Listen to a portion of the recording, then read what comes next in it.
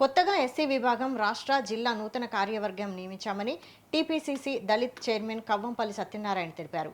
తమ ప్రభుత్వంలో దళితులు సంతోషంగా ఉన్నారని చెప్పారు. బీఆర్ఎస్ అధినేత కేసీఆర్ ఎస్సీలను దగా చేశారని ఆరోపించారు. సీఎం రేవంత్ రెడ్డికి అబద్ధాలు చెప్పాల్సిన అవసరం లేదన్నారు. ఆర్ఎస్ ప్రవీణ్ కుమార్ స్వెరో పేరుతో చేసిన మోసాల చిట్టా తమ దగ్గర ఉందంటున్న మానకొండూరు ఎమ్మెల్యే కవ్వంపల్లి సత్యనారాయణతో మా bureau chief Shekhar face to face. Manakondur MLA Kavvampally Satyanarayana TPCC Dalit చైర్మన్తో ప్రస్తుతం మనం ఉన్నాము.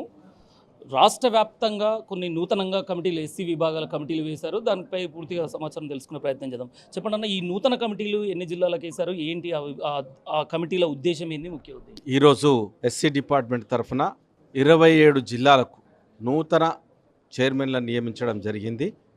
అదేవిధంగా రాష్ట్ర కార్యవర్గం లోపల వైస్ చైర్మన్లను, సెక్రటరీలను, జనరల్ సెక్రటరీలను మరియు స్పోక్స్ పర్సన్లను నియమించడం జరిగింది. నేను వచ్చిన తర్వాత నూతన కార్యవర్గంతో చాలామంది చాలా రోజులుగా ఉన్నారు.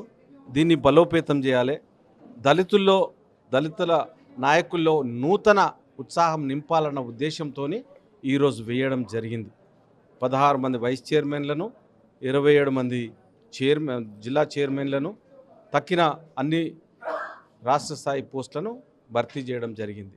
దీని ద్వారా కాంగ్రెస్ పార్టీ బలోపేత పడుతుంది. దళితులు తప్పకుండా కాంగ్రెస్ వైపే ఉన్నారు, వారు ఉంటారని కూడా తెలియజేస్తా ఉన్నారు. దళితులు కాంగ్రెస్ పార్టీ అంటే ప్రభుత్వంలో సంతోషంగా ఉన్నారని భావిస్తున్నారు. తప్పకుండా దళితులు చాలా సంతోషంగా ఉన్నారు. ఎందుకంటే 30 సంవత్సరాలుగా వర్గీకరణ సమస్యను ఏ ముఖ్యమంత్రి కూడా పట్టించుకోలేదు, చేయలేదు.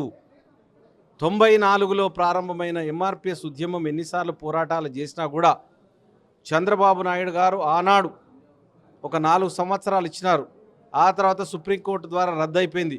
మరి ఈరోజు దేశంలో ఏకైక ముఖ్యమంత్రి సుప్రీంకోర్టు తీర్పు వచ్చిన తర్వాత ఈ సమస్యను పరిష్కారం చేయాలన్న ఉద్దేశంతో ఈరోజు వర్గీకరణ చేసినారు. దళితులకు ఉద్యోగాలు లేవన్న ఉద్దేశంతో ఈరోజు ఉద్యోగాలు ఇస్తూ ఉన్నారు. ఎంటర్ప్రీనర్షిప్, దళితులు పారిశ్రామికవేత్తలు కావాలని బడ్జెట్లో కేటాయించి దళితుల కోసం చేస్తూ ఉన్నారు. దళిత నాయకత్వాన్ని ప్రోత్సహించాలి. ఈ రాష్ట్రంలో 18 మంది మంత్రులు ఉంటే అందులో 5 దళిత మంత్రులకు ఇచ్చినారు. ఇది కాంగ్రెస్ పార్టీ యొక్క గొప్పతనమే, మా ముఖ్యమంత్రి గారి గొప్పతనం. కాంగ్రెస్ పార్టీ చూపినటువంటి చొరవ దళితుల పట్ల. అంటే దళితులలో కూడా ఒక వర్గానికే పెద్దపీట ఇస్తున్నారు, మరొక వర్గానికి అన్యాయం జరుగుతుంది అనేది ప్రధాన ఆరోపణ. ఒక వర్గానికి ఇస్తున్నారని మేము కూడా చెప్పడం జరిగింది ముఖ్యమంత్రి గారికి. ఎందుకంటే ఇప్పుడున్నటువంటి మంత్రుల లోపల మాలలు 3 ఉన్నారు, ఒక మోచి ఉన్నాడు, ఒక మాదిగ ఉన్నాడు.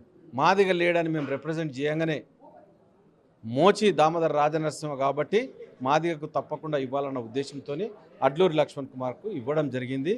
ఇప్పుడు ఆ సమస్య పోయింది. అంటే మరొక మంత్రిగా మీకు అవకాశం ఇచ్చే అవకాశం ఉందని ఇంకా ధీమాతో ఉన్నారా? అంటే మరో 2 మంత్రుల శాఖలు ఖాళీగా ఉన్నాయి, త్వరలో జరగబోతుంది అనేది కూడా బయట వినబడుతున్నట. ఆశపడడం మానవ సహజం, కానీ అక్కడ ఇప్పటికే కోటా ఫుల్ అయిపోయింది. ఇంకా వచ్చే అవకాశాలు లేవు. 5 ఇచ్చారు. ఇంత గత ప్రభుత్వంలో 1, ఈ ప్రభుత్వంలో 5. కాంగ్రెస్ ప్రభుత్వంలో 5 మంత్రులకు ఇచ్చినటువంటి ఘన చరిత్ర రేవంత్ రెడ్డి గారిది. కేసీఆర్ గారు 1 ఇచ్చినారు, మాదిగ సామాజిక వర్గానికి ఆయనను బర్తరఫ్ చేసినారు. ఒక్కడు ఈ కొప్పుల ఈశ్వరుండే, మరి మేము 5 ఇచ్చినాం. ఇది కాంగ్రెస్ గొప్పతనం. రైట్. ఇది మానకొండూరు ఎమ్మెల్యే కవ్వంపల్లి సత్యనారాయణ చెప్తున్నది. 6 జిల్లాలు మినహా మిగతా జిల్లాలలో నూతన కమిటీలు ఎస్సీ విభాగాలను నూతనంగా ఎన్నుకోవడం జరిగింది. రాష్ట్ర కార్యవర్గాన్ని కూడా ఎన్నుకోవడం జరిగింది. దళితులకు కాంగ్రెస్ పార్టీ పెద్దపీట వేస్తూ వస్తుంది. ఖచ్చితంగా దళితులకు పక్షపాతిగా ఉంది కాంగ్రెస్ ప్రభుత్వం అంటూ తెలపడం జరిగింది. అంతేకాకుండా ఆర్ఎస్ ప్రవీణ్ కుమార్ స్వేరో లాంటి కొన్ని ఎస్సీ సామాజిక వర్గాలను మోసం చేస్తూ ముందుకు వెళ్ళిన వ్యక్తి అంటూ చెప్తూ, అలానే కేటీఆర్ చేసిన వ్యాఖ్యలపైన సీఎం రేవంత్ రెడ్డి ఎంతో చిత్తశుద్ధితో రైతుల పట్ల, రైతులు కొనే ధాన్యం పట్ల తను చిత్తశుద్ధితో ఉన్నారని తెలపడం జరిగింది. కెమెరా పర్సన్ తరుణ్తో శేఖర్.